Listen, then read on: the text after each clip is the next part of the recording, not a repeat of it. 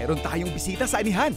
At sa kanyang pagbabalik sa Farm to Table, siya ang titikim sa mga pambato naming bestsellers. Natutuwa ako, na-refresh yung utak ko, parang na-relax ako. Pagpasok ko pa lang dito sa anihan. Kasi alam mo yun, daming puno, tapos malamig, tapos marami mga pananim. Alam mo yung parang gusto mo mag-stay dito at mag-unwind, mag-refresh, kumain. Very probinsya yung amoy ng lugar.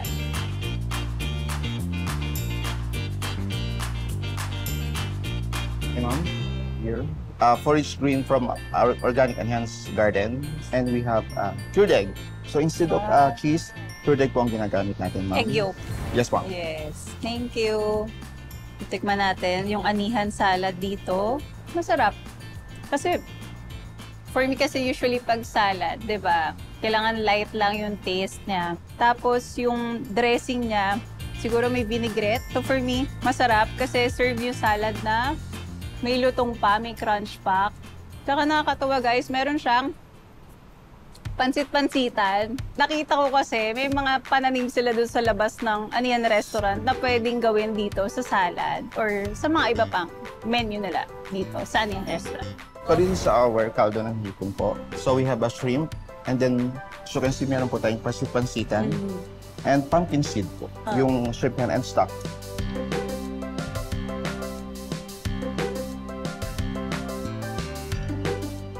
Ang sarap.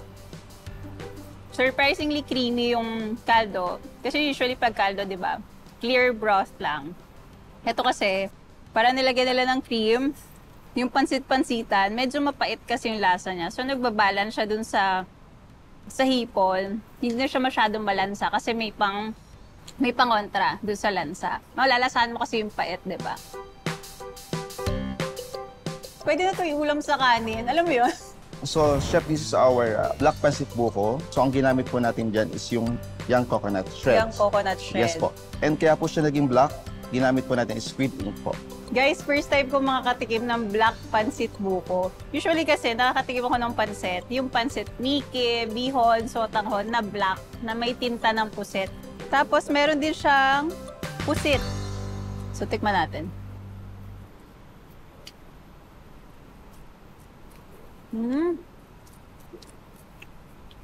Parang wala akong nalalasang buko. Parang siyang pansit din. Lasang pansit talaga. And this is our anihan's kare-kare.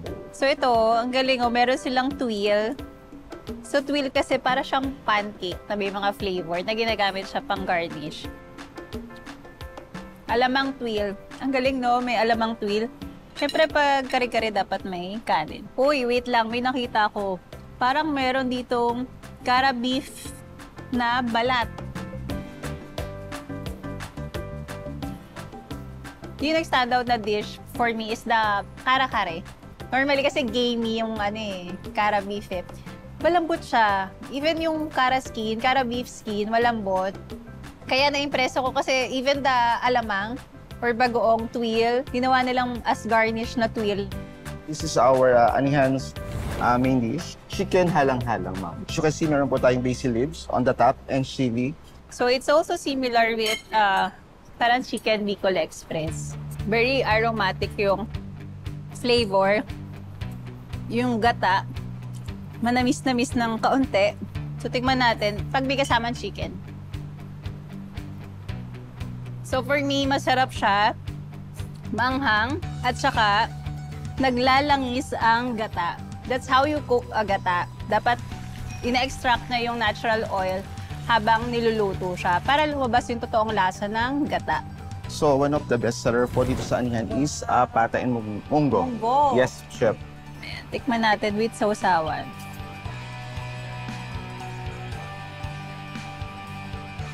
Bagay pala yung pata, nakalagay sa munggo. Yung pata nila, since baked yung pata, malasa. At saka crispy din ha. Actually, hindi ako nag-research. Kasi pag pupunta ako sa restaurant, mas gusto ko yung masusurprise ako kung ano yung matitikman ko sa isang restaurant. Kaya kanina, kitang-kita niyo yung reaction ko kasi wala akong idea kung anong menu nila dito.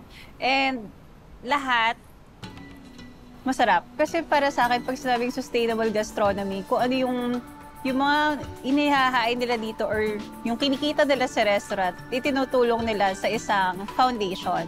At saka kung ano yung available sa taniman dito sa farm nila, yun yung ginagamit nila sa menu nila. Pinag-isipan yung mga pagkain, 10 over 10. Magaling, magaling. Amazed ako. Nagbabalik si Chef Elite. At lingid sa aking kaalaman, meron siyang nilulutong pakulog gamit ang farm-to-table ingredients na ni-raid niya sa aming kusina. So, may nakita ako sitaw, talong, kalabasa, sibuyas, tsaka iba't iba pang gulay. Tapos may nakita na rin akong manok. Kaya ngayon gagawa tayo ng chicken inasal balutin. So, para siyang rolled chicken na may pinakbet sa loob. Kaya Chef JR, abangan mo itong luto ko. Itong kalabasa, ilalagay natin yan sa loob kasama ng nilagang talong. Gamit tayo ng tanglad. Itong hinihiwa kong tanglad, lalagay natin siya mamaya sa loob ng chicken. Baltan natin yung talong. Then, kuhanin mo lang yung laman. So, ayan. Hahalo natin siya dun sa kalabasa. Wala kasi silang stock kayo na alamang. Bagoong gagamitin natin. Kunti asukal para mabalance yung flavor kasi syempre maalat yung bagoong. Pepper. Konting ginger. Ginger ni Chef JR. Iwana, guys. Mangingilan tayo kaunti. Tapos, garlic. Huwag kayong mag-alala lang, hindi pa masyado luto. Since chicken inasal siya, lagyan natin ng tanglad para lumasa doon sa loob ng pakbet. So, set aside natin. We'll work now on our chicken. So, we season with salt, pepper. Lagyan natin ng tanglad ulit. We marinate ng konting annatto oil. Kung makikita nyo, ito yung mashed na pinakbet. So, ilalagay na natin siya sa loob ng chicken. Tapos, saka natin siya ifo-fold. So, ibubuhol nyo muna guys dito sa dulo. Tapos, iangat mo lang ulit, then twist it. Tapos lagay mo ulit sa kabilang side. Yan. Yan. Tayo lang mo lang. Dito naman sa dulo, since lumalabas nga siya, we'll just push it using a spoon sa loob. And then, tsaka natin itatay yung dulo.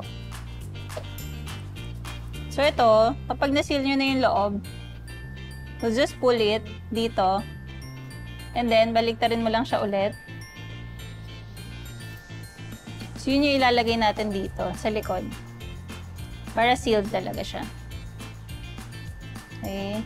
Guys, yung mga hindi kaya ng kitchen twine, pwedeng toothpick ha. Yan, done na. Sear na natin.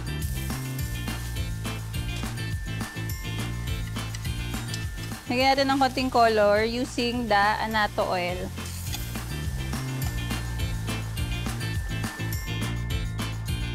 Tapos, itong pinagpiritusan ng chicken, we deglaze with toyo mansi with annatto oil. Reduce lang natin. Ayan. So, na-reduce na. Set aside na natin. So, guys, tapos na yung ating chicken. Rest lang natin for 10 minutes. So, ito yung kamote puree. Napakamura lang ang kamote. All you have to do, ilalaga mo muna, tapos imamash mo. Tapos, lagay mo sa milk, lagay mo ng butter, salt and pepper, kamote puree na. Pwede siya as side dish. So, ang ginagawa ko dito, pag naggagawa ko ng chicken balutin, hindi ko sinasama yung edges. Kasi edges, medyo hindi siya Instagrammable tingnan. At saka, tendency, there's no stuffing dun sa edge.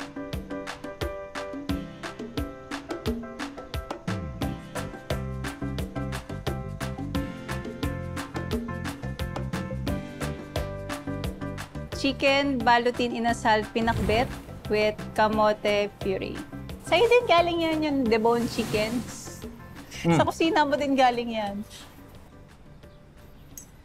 Kahit hindi mo sabihin sa akin na inasal yung siniserve mo sa akin, because of the parang pop ng lemongrass,